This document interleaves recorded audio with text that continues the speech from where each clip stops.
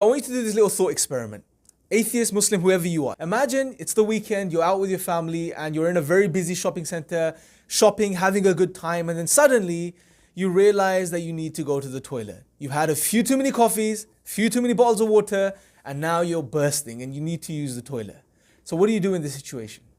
Obviously, for most of us, we start looking for the sign that's going to point us towards the toilet. Now you start looking around and you don't find it. You're starting to get a bit tense, a bit agitated. Your bladder's getting more full, and now you're starting to really even think about plan B and C, whatever that may be. Just before you give up all hope, in the distance, you see this sign.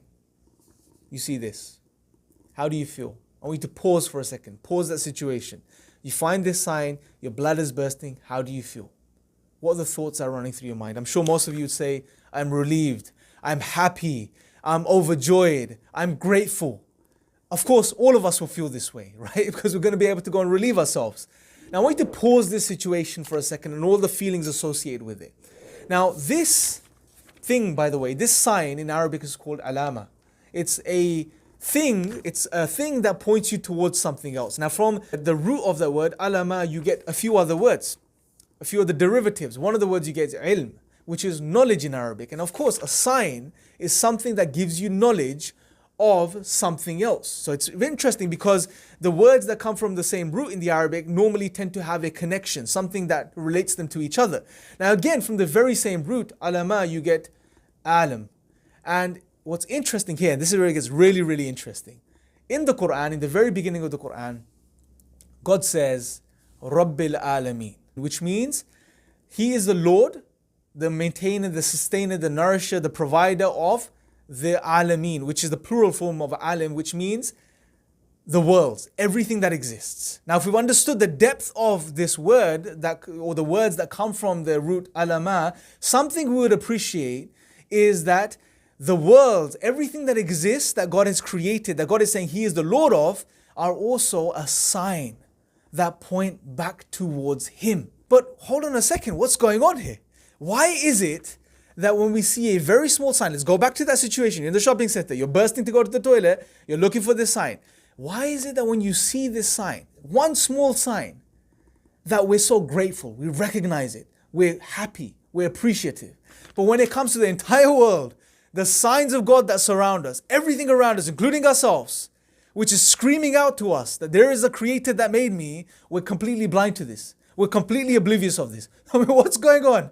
How are we ignoring the signs of God, which are so great and around us, but we appreciate the smallest signs in the world, the ones that we make? And I think one of the reasons we do this is because, if you can recall the situation I presented to you, the little thought experiment, there was a need. You needed the toilet. You needed the bathroom. Your bladder was full. It was about to burst. It's that need that created the awareness and appreciation, and dare I say the humility required to appreciate and find and see this sign and appreciate it for what it is. But when it comes to the signs of God, we become oblivious of them, we become completely heedless of them, because we live in a world which has buried that need that every human being has within him or her to recognize and seek out their creator. We live in a world which pushes us towards these false ideas of the YOLO mentality. You're here to make the most of this material existence. It's all about materialism. Buy, amass as much as you can before you die, etc.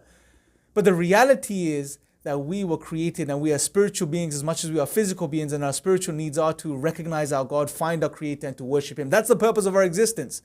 But we have been made heedless to that reality. Therefore, that need to seek our creator to a very great degree has become suppressed. Hence, we are blind to the signs. Just as if you were in the shopping center, you don't need to go to the toilet. I mean, how much would this sign matter to you? What would the value be of this? You would probably completely ignore it. You probably wouldn't even realize it. You would just walk right past it without realizing. In a very similar way, when it comes to the world, God's signs are all around us, but we are completely oblivious and heedless of them. We have lost the realization of the need that we have as human beings. Every so often it pops its head up within us, and there's this agitation to find the truth, but then it's suppressed again. And just to conclude, I want you to really think about this, guys. The verse I shared with you in the Quran, which is in Al-Fatiha, the opening chapter of the Quran, where God says, Rabbil Alameen. How does that verse start? God says, Alhamdulillahi Rabbil Alameen. All perfect thanks and praise belongs to Allah, God, the Lord of the worlds and everything that exists, which are also a sign that point back towards Him. Just like we'll be grateful for this sign when we realize the need for it, in the same way, when we truly turn back to looking at the world around us and appreciating it and removing those layers and sincerely looking at it in an objective way, we will see the signs of God staring us back in the face. And that should naturally evoke a sense of gratitude from within us. And us thanking God will be us worshiping our Creator, which is fulfilling the purpose of our existence. So hopefully I've given you some food for thought, especially for the atheists. Let me know your thoughts in the comment section below. Make sure to like the video, subscribe, and share. Till next time, take care.